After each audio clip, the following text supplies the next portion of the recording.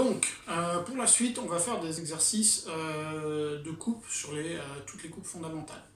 Donc, on va repartir alors sur le même principe que l'exercice précédent. Alors après, suivant la place que vous avez, donc si comme moi vous avez un peu de couloir, vous pourrez faire plusieurs coupes d'affilée, sinon on les fera sur place.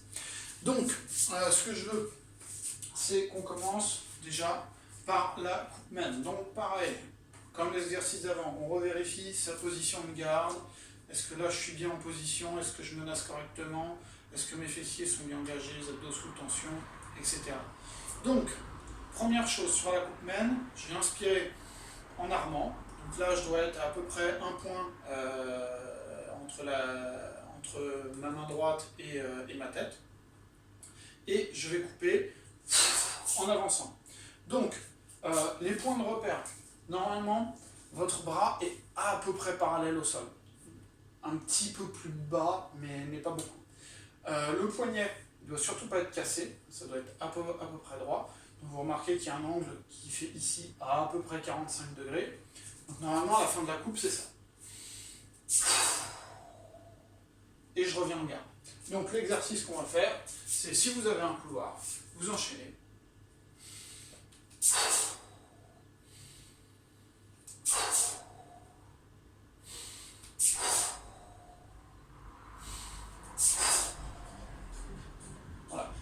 Donc, les points importants, vous avez vu, je pousse avec la jambe arrière, je glisse ma jambe avant et je ramène le pied. Le retour du pied est très très important.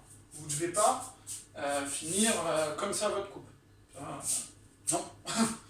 Donc vraiment, à chaque mouvement, j'inspire et en poussant, je pousse avec le pied arrière, je ramène après et je vérifie qu'à la fin, l'angle de coupe est correct. Ensuite, ça, donc suivant si vous avez la place de le faire en long, vous me faites 5 coupes d'affilée. Sinon, vous me les faites sur place avec un retour en arrière. Donc, je reviens en garde, je recule.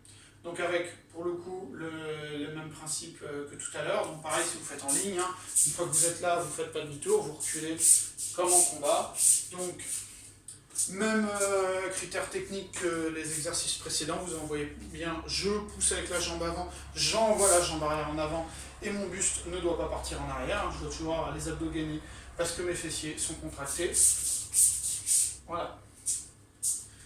Et je ne pose pas le talon par terre. Donc, vous faites 5 coupes d'affilée et ensuite vous passez, même chose sur une coupe côté, donc j'arme. Donc là, le point de repère au niveau de la coupe en elle-même, c'est le sabre qui va être à peu près parallèle au sol. Donc pareil, mon poignet n'est pas cassé.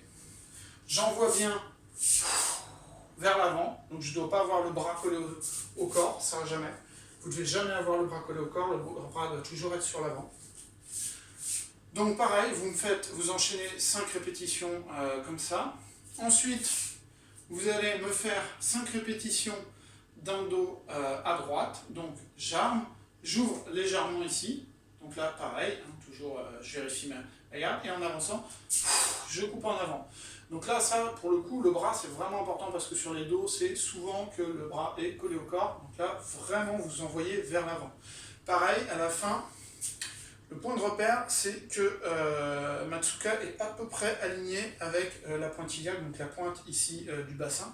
Donc vous voyez, c'est à peu près dans l'alignement quand je finis ma coupe. Donc ça c'est un point de repère avec la lame qui doit être, normalement, si vous aviez vraiment une lame, ça serait légèrement incliné. Je vais vous montrer avec le shoto, ça sera plus visible. Donc voilà. Voilà, l'arme est parallèle au sol, mais la lame est légèrement inclinée sur le côté dans la continuité du V que j'ai sur la main. Le point de repère, c'est ça, hein, au Kodachi. Là, sur la vidéo, vous ne le verrez pas terrible, mais sur le Kodachi, vous avez le V de la prise en garde là, sur votre Kodachi, qui va indiquer en fait dans quel sens est votre lame. Donc là, il doit être très légèrement incliné. Hein, vous avez coupé sur une diagonale. Alors, pas de virgule, hein, c'est vraiment j'ouvre, j'envoie devant. J'ouvre, j'envoie devant. Mon arme et mon bras, il ne sort pas de mon corps. C'est vraiment j'arme, Et je coupe devant. Ensuite, vous enchaînez sur 5 hachis. Alors là, les hachis, vous risquez d'avoir un peu de problème de place. Donc, n'hésitez pas à les faire sur place. Donc, j'arme, j'ouvre dans l'autre sens, cette fois-ci, puisque je vais venir couper par la gauche. Et donc, à la fin, les points techniques. Je dois avoir le pied arrière qui est au maximum ouvert à 90 degrés. Hein, normalement, il va se mettre à la perpendiculaire. Quand je descends, je pousse bien sur la jambe arrière. Je ne fais pas que me laisser tomber. Je dois toujours avoir les fessiers suffisamment contractés, les abdos gainés, et je ne dois pas m'effondrer sur ma coupe. Hein. Ici, je ne sais pas si je vais avoir la place pour voir, mais à la fin d'un hachi, normalement, ouais, c'est un peu juste, mais normalement, je suis ici à peu près droit.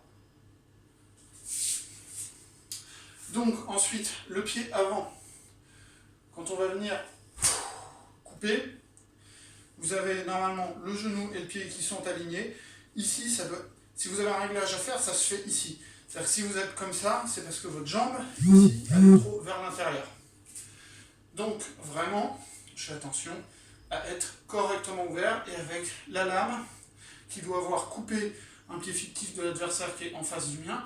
Donc la lame doit être ressortie du pied. Donc, hop. Voilà. Et pareil que pour le dos, pas de virgule.